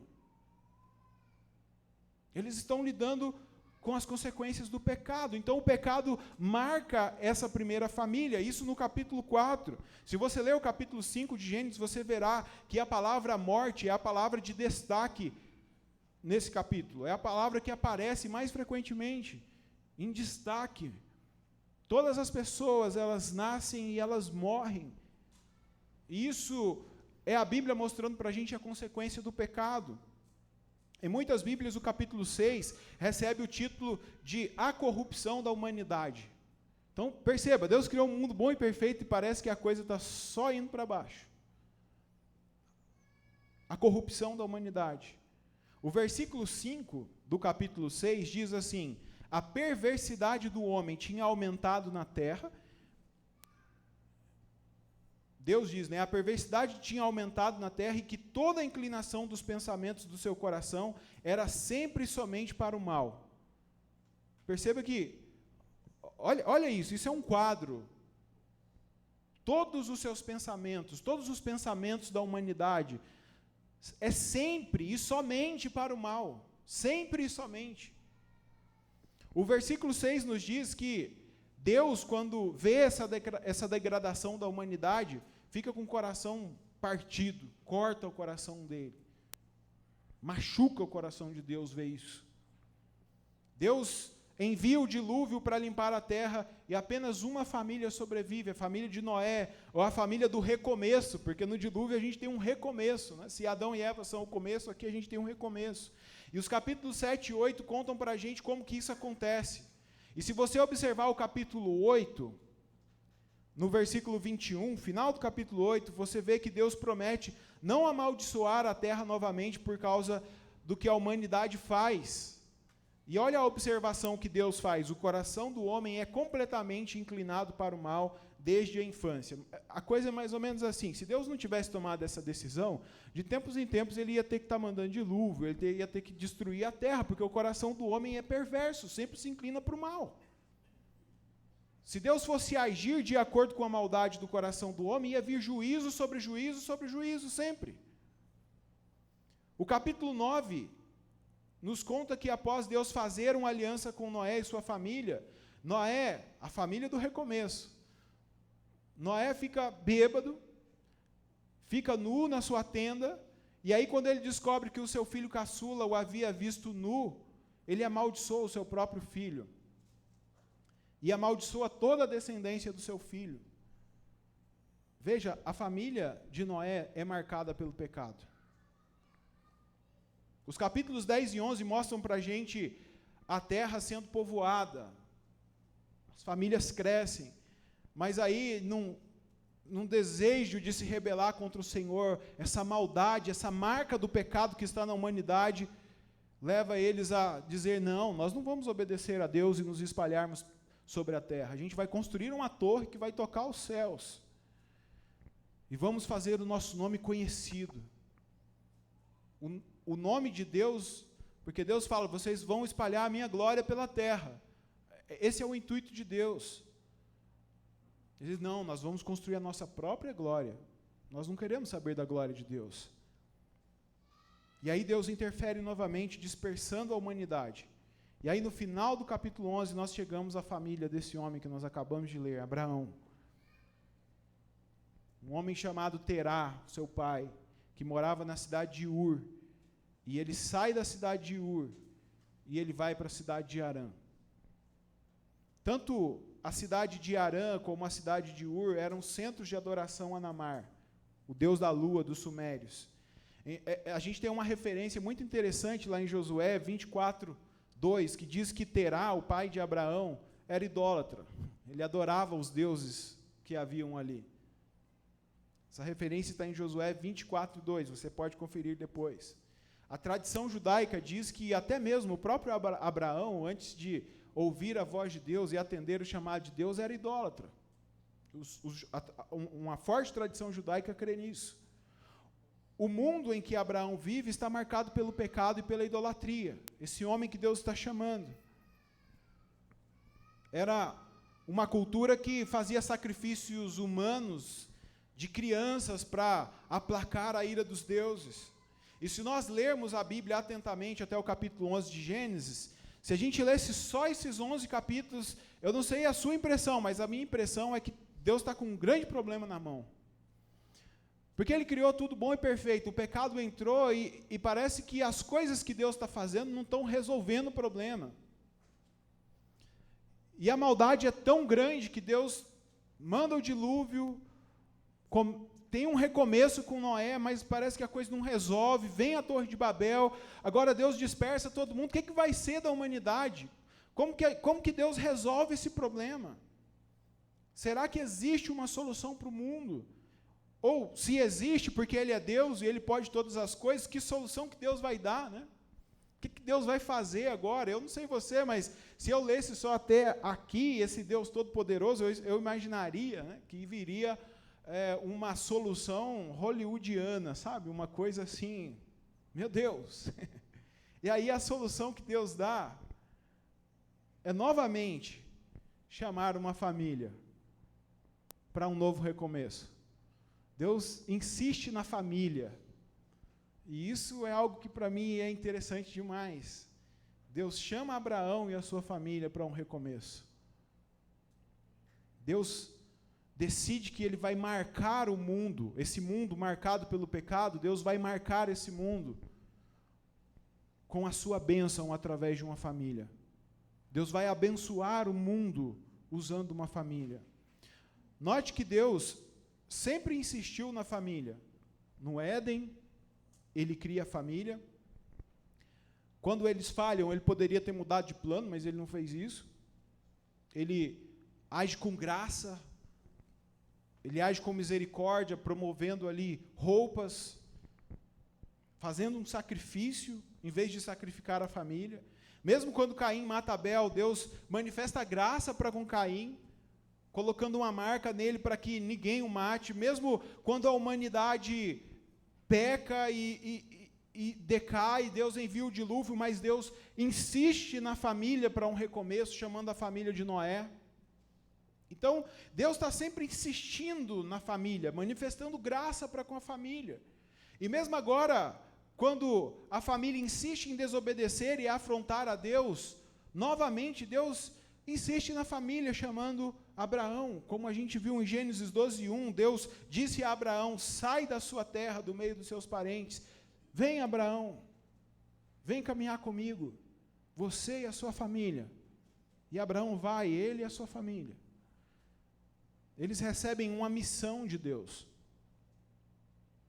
Deus chama eles para uma missão. Dar missão a alguém é confiar. Ninguém dá uma missão, ainda mais uma missão tão grande como essa, para alguém em quem não se confia. Deus está chamando Abraão para uma parceria. Eu sei que do nosso ponto de vista, às vezes a gente fala assim, poxa, mas Deus confiar no ser humano. É que Deus tinha planos para aquele homem, para aquela mulher. Isso não quer dizer que eles eram bons, que eles não iam falhar, que eles eram perfeitos. Mas é uma escolha de Deus que tem a ver comigo e com você e com a nossa família. Deus insiste em caminhar com a família, sendo Ele mesmo a garantia de que a caminhada com a família vai dar certo. Eles recebem uma missão, e a missão é uma missão que não é muito fácil, né? Deixar tudo para trás e ir para um lugar que eles não sabiam para onde era. Essa é a missão. Eles não faziam ideia. E aí, para a gente hoje, talvez no mundo globalizado, isso soe como algo difícil, mas não tão difícil assim. Mas e no tempo de Abraão? Pense bem. Abandonar a família era uma coisa louca, era um ato de loucura, porque tudo que eles tinham vinham da família. Era uma sociedade patriarcal, a coisa era passada de pai para filho. Heranças, riquezas, era assim. E até agora, no texto, perceba que só os amaldiçoados deixavam a família. Caim tem que deixar a família porque ele foi amaldiçoado. Cã tem que deixar a família porque ele foi amaldiçoado. Eu fico imaginando alguém chegando para Abraão e falando assim, Abraão, por que você está arrumando as malas? Por que você está preparando? Para onde você vai? Não sei para onde eu vou. Mas por quê? Porque eu ouvi uma voz. Mas que voz? Eu creio que é a voz de Deus. Mas que Deus? Tem um tanto de Deus. É o Deus da lua? É o Deus do sol? Qual Deus? É uma loucura. Mas Abraão obedece. A obediência à missão tinha uma promessa também. A promessa, versículo 2, farei de você um grande povo e o abençoarei, tornarei famoso o seu nome e você será uma bênção. Abençoarei os que te abençoarem, amaldiçoarei os que te amaldiçoarem, por meio de você todos os povos da terra serão abençoados. Deus quer marcar o mundo com a bênção dele, através da família de Abraão. Esse mundo que é marcado pelo pecado, Deus quer marcar com a bênção dele. E até agora, a gente tem um padrão no livro de Gênesis. Existe um começo, a família é estabelecida, e aí o pecado entra na família, marca essa família, e depois esse pecado que marcou a família, marca o mundo. Acontece isso com Adão e Eva, acontece o episódio com Caim, e depois esse pecado se espalha por toda a humanidade. No recomeço, com a família de Noé, é a mesma coisa. Deus recomeça com eles, acontece a situação ali com Cã, Noé amaldiçoou o filho, o pecado marca a família e depois se espalha por toda a humanidade. Só que agora em Abraão, Deus promete uma bênção que vai marcar a família e depois ela vai marcar o mundo, como uma resposta para aquilo que o pecado está fazendo. E isso acontece à medida que Abraão e a sua família se envolvem com a missão que Deus deu para eles. Isso tem a ver com missão. E a palavra bênção aqui nesse texto é central, porque Deus mostra o desejo dele de abençoar. A palavra, só nessa promessa que Deus faz para Abraão, aparece 5 vezes a palavra abençoar. Deus vai abençoar Abraão, fazendo ele se tornar um grande povo, tornando o seu nome conhecido. Deus vai abençoar aqueles que o abençoarem. E Deus vai abençoar através da família dele, através da obediência dele, todos os povos da terra.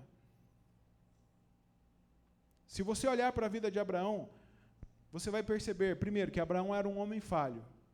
Abraão era um homem, assim como nós, de uma família imperfeita. Você vai achar inúmeros erros ali na vida dele. Mas você vai perceber que as promessas de Deus se cumpriram na vida de Abraão. As promessas de Deus se cumpriram na vida daquela família. Ele realmente foi um homem abençoado por Deus. Dos seus descendentes veio o povo de Israel, que está entre nós até hoje.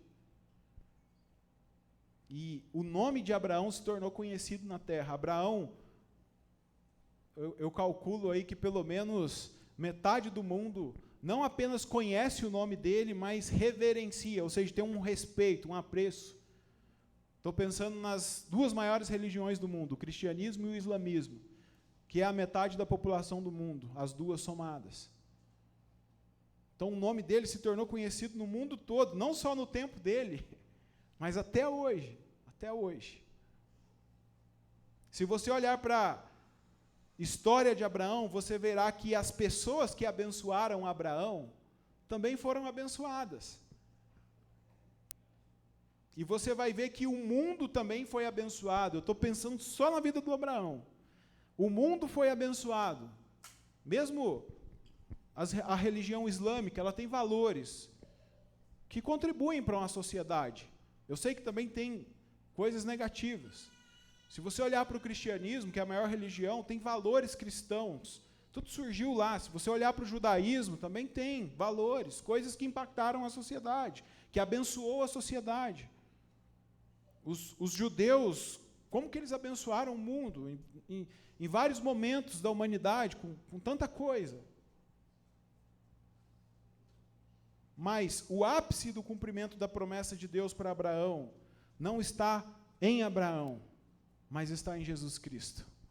É em Jesus que o nome de Abraão, que a promessa que é feita para Abraão nos alcança. É em Jesus que acontece o boom, o maior cumprimento dessa promessa. É em Jesus. O nome de Abraão pode ser conhecido, mas o nome de Jesus é muito mais. E não só conhecido, mas o nome de Jesus é poderoso, o nome de Jesus tem autoridade. A Bíblia diz que diante do nome de Jesus, todo joelho vai se dobrar, todo mundo vai declarar que Ele é o Senhor. Em Jesus Cristo, que é um descendente de Abraão, não apenas uma nação foi alcançada, mas pessoas de todas as nações são alcançadas. Prova disso somos eu e você aqui, que fomos alcançados por Jesus Cristo. Por causa de Jesus Cristo, a bênção de Deus tem alcançado todas as nações. E aqueles que bendizem, adoram o nome de Jesus também são abençoados. E nós somos testemunhas disso, né? Como nós temos sido abençoados por adorar o nome de Jesus. Então, eu vejo o cumprimento dessas promessas na vida de Abraão acontecendo na vida dele, mas isso toma uma proporção infinitamente maior em Jesus Cristo. E aí talvez você faça a pergunta, e nós? O que a gente tem a ver com isso? Ok, a gente é abençoado.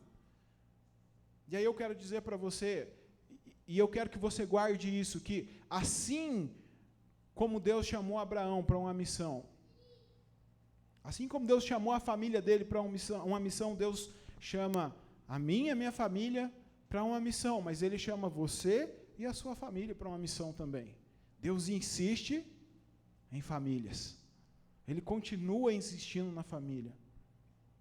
Deus chama você e a sua família para abençoar o mundo, para marcar o mundo com a bênção dEle. E a bênção começa nas nossas famílias. Mas Deus quer espalhar a bênção para todo mundo. Qual é a maior bênção que nós recebemos na nossa vida? Qual é a maior bênção que alguém pode receber? É o Evangelho. É o Evangelho. Anunciar que por causa de Cristo e do sacrifício dele, Deus está reconciliando o mundo. Deus está conectando o mundo a si novamente. Veja que diante do chamado de Deus para Abraão, embora parecesse loucura, Abraão responde positivamente. O versículo 4 diz que quando ele ouve o chamado, ele parte, ele vai para onde o Senhor está ordenando. Tem algo que eu acho muito interessante nessa história toda, eu já estou caminhando para o final, que é o fato de Abraão ir para Canaã. Porque, veja, Deus não falou para ele para onde ele tinha que ir. Abraão, vai para um lugar que eu vou te mostrar. E aí o texto não fala mais nada para a gente, né? Deus não aparece para ele, Deus vai aparecer só quando ele chega na terra. E aí Deus fala, é essa terra aqui que eu vou te dar. Se você voltar em Gênesis capítulo 11, versículo 31, você verá que o pai de Abraão parte de Ur, que aí na nossa Bíblia é chamado de Ur dos Caldeus, para ir para Canaã. Muito antes de Deus chamar Abraão. Só que aí Terá para na cidade de Harã. Só que quando Abraão sai de Harã, sem saber para onde ir, ele vai para onde? Ele vai para onde o pai dele estava indo. Por quê? Porque Deus quis, sim, mas humanamente falando, numa perspectiva humana, não sei, talvez ele falou, bom, vou começar a andar e vou na direção que meu pai estava indo. Se Deus mudar o caminho, a gente vai. Isso para mim faz todo sentido à luz de Mateus 28, 18 e 20, quando Jesus chama os seus discípulos para a missão, e esse chamado tem a ver com a gente, porque o texto de Mateus 28, 18 e 20 diz assim, então Jesus, aproximando-se deles, disse, foi-me dada toda a autoridade nos céus e na terra, portanto, vão e façam discípulos de todas as nações, vão. Alguns dizem que a melhor tradução é, enquanto vocês estiverem indo, mas independente da tradução, isso aqui se parece muito com o chamado de Deus para Abraão. Abraão, vai para um lugar que eu vou te mostrar. Para a gente, vai. Vai. Talvez você se sinta incapaz. Talvez você está sentado aqui hoje, você olha para a sua família, olha para você e se fala assim, mas eu nem me comparo a Abraão. Talvez você não saiba nem por onde começar, nem para onde ir. Mas veja, Jesus te colocou já no lugar que você tem que estar. É isso que eu vejo na vida de Abraão. Ele continuou a vida dele, ele continuou fazendo aquilo que o pai dele estava fazendo, só que agora com uma nova perspectiva, com uma promessa, com uma nova consciência. E Deus começa a usá-lo, mesmo com as suas fraquezas, com as suas limitações. Deus já te colocou no lugar que você precisa estar para cumprir a sua missão. Deus já te colocou. e Ele está conduzindo a sua vida para que você seja uma bênção no lugar onde você está. Seja no seu trabalho, na vizinhança, na faculdade, se você estuda ou leciona lá, mesmo nos lugares comuns que você frequenta, padaria, supermercado, farmácia, posto de gasolina, nesses lugares você pode marcar vidas com a bênção de Deus, com a bênção do Evangelho, através do seu exemplo e através da pregação do Evangelho. E Deus chamou a mim e a você e as nossas famílias para marcarmos o mundo com a sua bênção. E o que nós precisamos entender é que isso começa na nossa casa, isso começa no nosso lar, como foi ministrado aqui, começa no nosso momento de secreto, que depois vem aqui para a igreja e que depois se expande pelo mundo. Começa na nossa casa. Talvez você diga, mas a minha família não consegue alcançar o mundo. Deus está fazendo isso não é através só de uma família, Ele está fazendo através das nossas famílias, através da igreja. O que é a igreja? É o povo de Deus, mas o que é o povo de Deus? São famílias, pessoas que vão chegando, famílias, às vezes vem a família inteira, né? Famílias grandes, às vezes a família menor, as famílias mais modernas aí são menores. Às vezes vem uma pessoa só, aí demora, né? A pessoa vai orando, Senhor, salva a minha família, salva o meu esposo, salva os meus filhos. Aí depois vem aos poucos, mas são famílias. E eu tenho certeza de uma coisa, você que está aqui é uma bênção. Você é uma bênção. Você é uma bênção. E Deus quer usar a sua vida, a sua família, para marcar o mundo com essa bênção que você é e que você tem recebido de Deus. E qual que é o desafio, então? O desafio é nós orarmos e pedirmos a Deus que Ele nos mostre como que a gente se envolve naquilo que Ele está fazendo. Porque Deus está marcando o mundo com a bênção do Evangelho.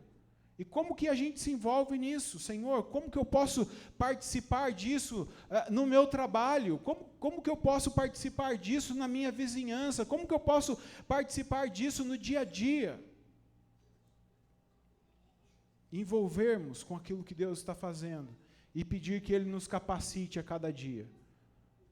Porque Abraão não era perfeito, nós também não somos, mas a capacitação vem de Deus. A capacitação vem de Deus. E Deus é o maior interessado em te capacitar para que você anuncie o Evangelho. Então, tudo que você precisa fazer é orar e falar, Senhor, eis-me aqui, me usa para marcar esse mundo com a bênção do Evangelho.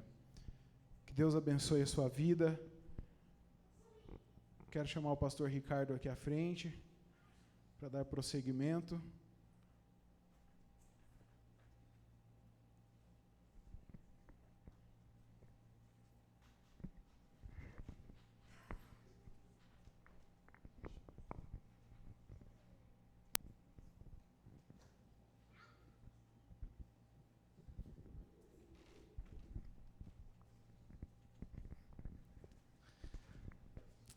Muito obrigado, David. Louvamos a Deus pela sua vida. E como é bom saber que o Senhor nos chama para a missão mais importante que existe na Terra. Para a missão mais importante que já foi instituída no mundo, que é proclamar o Evangelho a toda a criatura.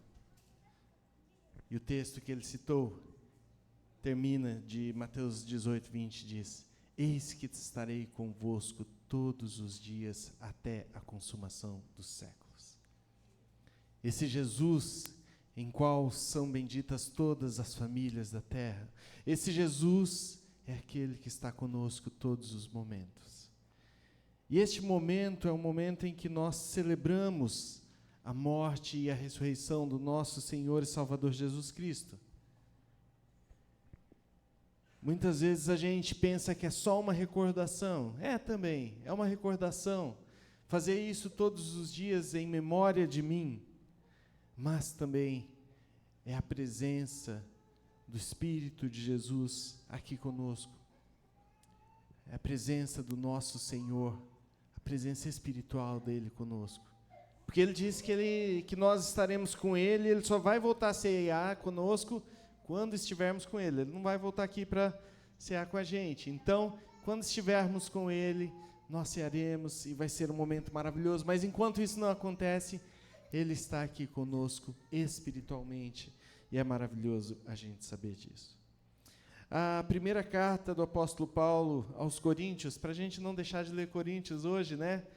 Estamos fazendo uma exposição em Coríntios, então hoje nós vamos ler o capítulo 11, a partir do versículo 23, que diz: porque eu recebi do Senhor o que também vos entreguei, que o Senhor Jesus, na noite em que foi traído, tomou o pão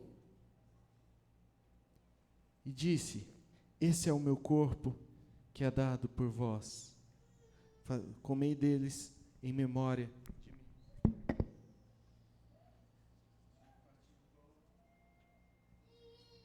Ele também tomou o cálice e disse: este cálice é a nova aliança no meu sangue. Fazei isso todas as vezes que o beberdes em memória de mim.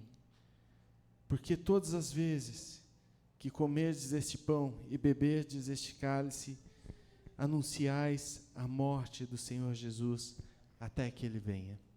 Eu quero convidar aqui à frente os presbíteros para que estejam comigo, pastor Noidi também, para que esteja comigo. É um momento em que nós somos chamados a participar, a sermos alimentados espiritualmente daquilo que representa o corpo e o sangue do nosso Senhor.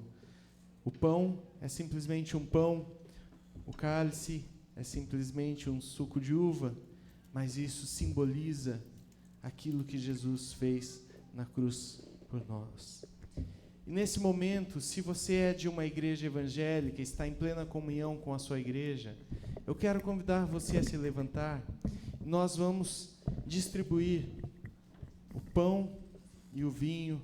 Vocês podem participar conosco. Quero convidar a igreja, aqueles que estão habilitados, para que se levantem e participem conosco da ceia do nosso Senhor Salvador Jesus Cristo.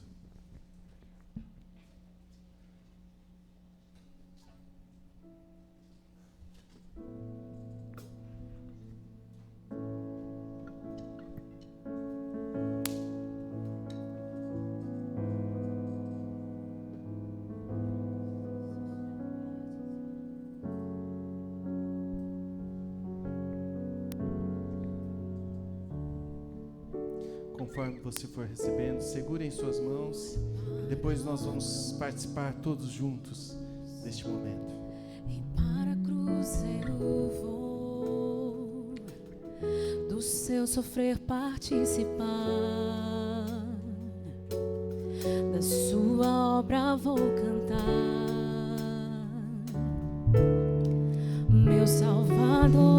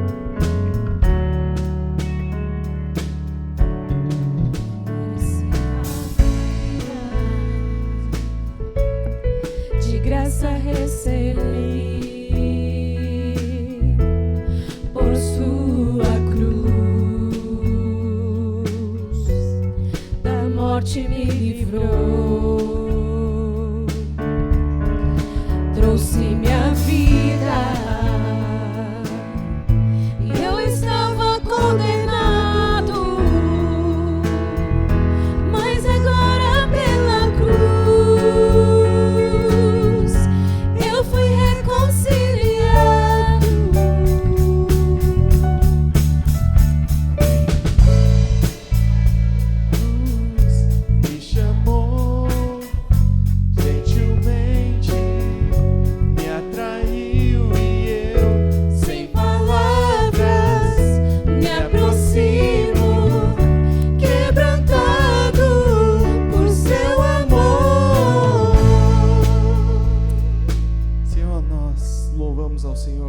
podemos participar junto deste momento. Cada elemento deste, ó Pai, eles são simplesmente elementos, mas o que eles simbolizam é o momento mais importante da história da humanidade, que é o sacrifício de Jesus na cruz. Nós te louvamos por isso e agora te pedimos que o Senhor nos fortaleça e nos abençoe e nos santifique através deste momento, para a honra e glória do Teu nome. Nós te pedimos isso em nome do Senhor Jesus. Amém. Você pode tomar, comer o pão, em seguida tomar o cálice.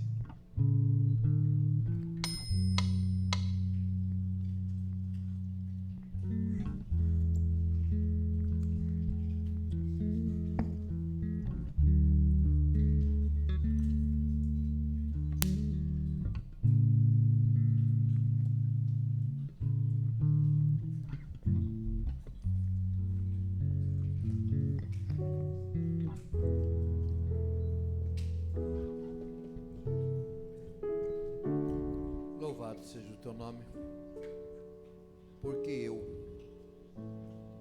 um grande pecador, mas ao invés de fazer a pergunta agora, eu te agradeço.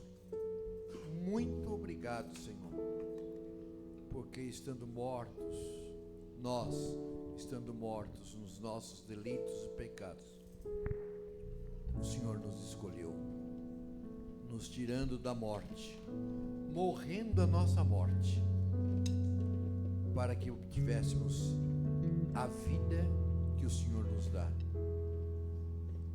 Vida abundante aqui. Como é gostoso viver com o Senhor aqui. A vida eterna, garantida pelo Senhor. Ao Senhor seja dada toda a honra e toda a glória. E muito obrigado pelo que o Senhor faz, pelo que o Senhor fará e pelo que o Senhor já fez. Em nome de Jesus. Amém. Impressionante é o seu amor.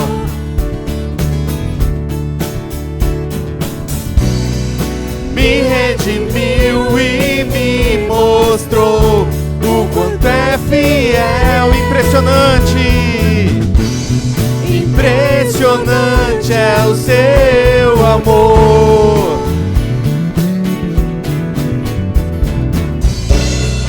Me redimiu e me mostrou o quanto é fiel.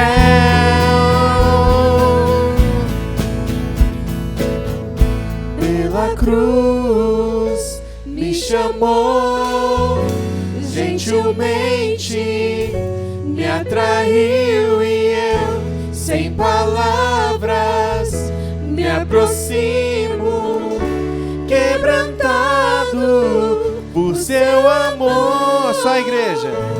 Pela cruz me chamou, gentilmente me atraiu e eu, sem palavras, me aproximo, quebrantado por seu amor. Deus nos chama. E alguns ele chama e fala: vai para uma terra que eu vou te mostrar. Não vou te dar nem o endereço. Para outros ele fala: vai para Portugal. Para outros ele fala: fica. Vá ou fique. Vamos ou ficamos com uma missão. Fomos alimentados pela palavra de Deus. Fomos alimentados pelo sacramento. E agora saímos daqui com uma missão: fazer o nome do Senhor conhecido, para agradá-lo e para servi-lo. Que o Senhor abençoe você, meu irmão, minha irmã, chamado, escolhido pela bondade e misericórdia de Deus, sem que merecêssemos. Nos chamou, nos deu vida nova e também nos designou para que saiamos, cumpramos a missão e façamos o nome dele conhecido. Pode olhar para mim.